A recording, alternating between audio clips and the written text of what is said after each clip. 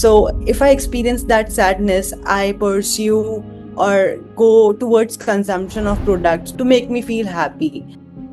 So why this thing keeps on returning again and again? If you are in a melancholy state and happiness can be cheaply obtained, there is all the temptation to go for this option.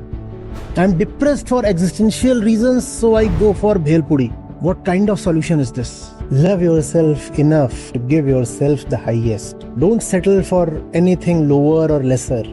But what is that point where I can see like, okay, I do not need the outer things to satisfy or make me happy? Am I progressing towards that state? All things are outer. Because the world is everywhere, even that which you call as within is world. When you are with the right people, right books, being at the right places, then they'll be available when the time comes. You can go wrong, they won't go wrong. One can be a fool, but they are foolproof. So Acharya Ji, I'm a PhD student here in US and you have taken my questions before also. From inside, we are sorrowful, and because of that sorrow, we always try to seek experiences for happiness. And the more the sorrow we have within inside, and we try, because of that, the more we have the intensity to chase that happiness. And the way we realize sadness is the state, not the center. But while I was looking towards myself, I could see that throughout my life, I have seen uh, or I have chased towards the experiences that the sadness can be overcome through these experiences towards my life. So if I experience that sadness, I pursue or go towards consumption of products which are even if not needed, or the events or the products, or to make me feel happy. So the question which comes to my mind is, even if I'm listening to Gita for some time or some wisdom literature from your end, so why this thing keeps on returning again and again? Why do in the state of sadness, I sometimes see outside towards to seek happiness in the outer world, and not just realizing that joy is the main state, not the, so we have to like go towards the state of joy and not like emphasize more on the sadness. That's the human condition. I mean, your vehicle gets a dent. And some scratches and things. You go to the authorized agency, they say this thing needs to be totally replaced. This thing needs to be totally replaced. Let's say a panel piece or a bumper. But the Yes. whole replacement will cost you rupees 1 lakh.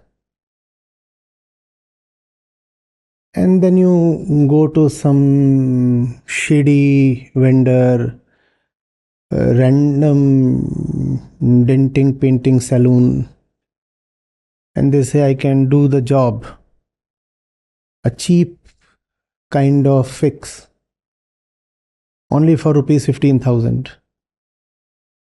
You go for the cheap fix, don't you? That's what. The real thing is expensive. The real thing is expensive. And we want to save money for all the unreal things. The real thing is not expensive if you have love for reality. But we have love for all the petty stuff.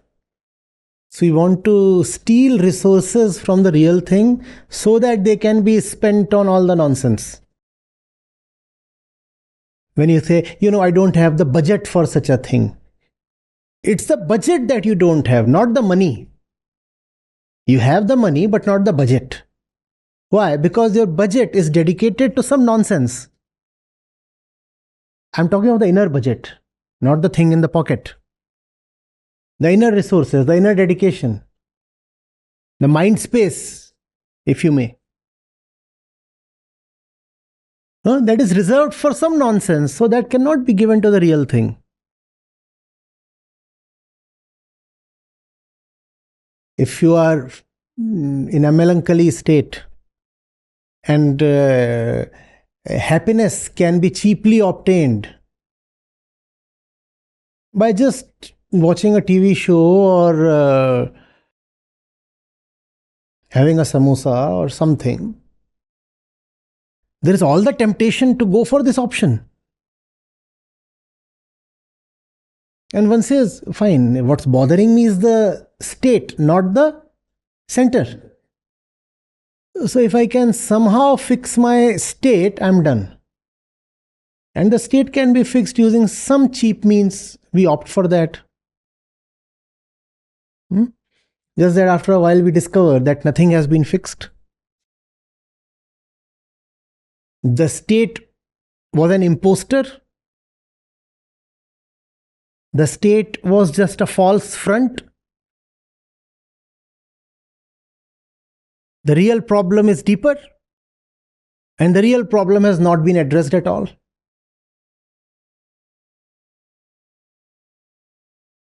Are you getting it?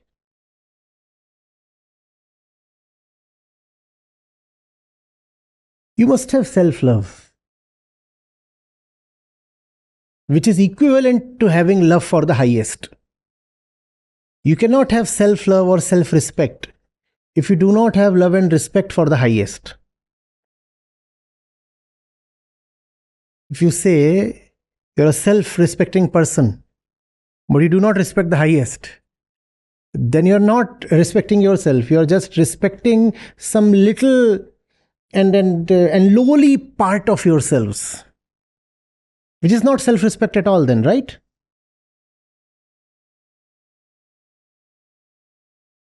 It's like saying, I respect the rubbish of my palm because this is the self. Is this the self? Is this the self?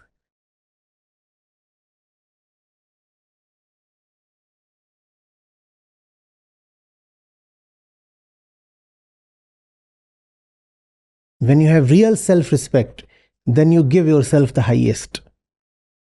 Don't you?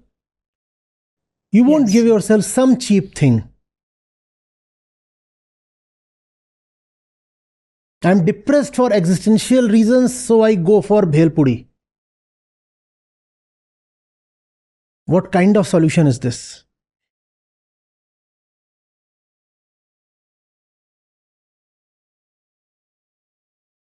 I am being pushed to marry, so I decided to take a bath. It feels great to be under the shower.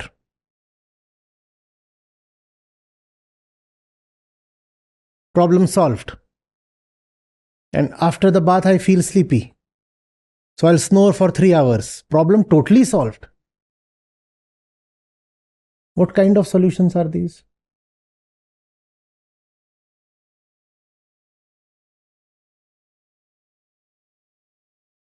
Somebody was saying, when depressed, brush your teeth.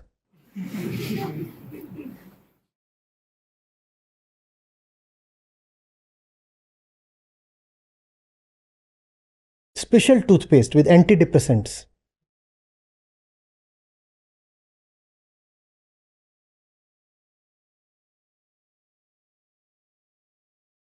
Love yourself enough to give yourself the highest. Don't settle for anything lower or lesser. But you can easily settle for anything. That's the issue with the human condition. You are entitled to make all the lowly decisions. Please don't do that. Anything more? No. Thank you so much, Acharya. Welcome.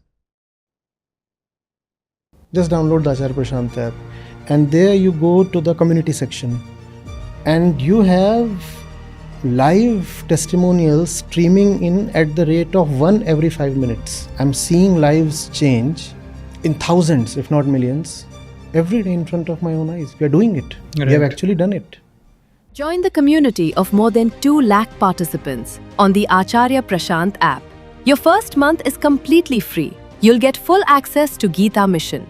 On the app you will get regular live sessions, daily exclusive conversations with Acharya Prashant, access to the vibrant Gita community, wisdom exams, curated news, audiobooks, quotes and much more. Search Acharya Prashant on Google Play Store or Apple App Store and download now.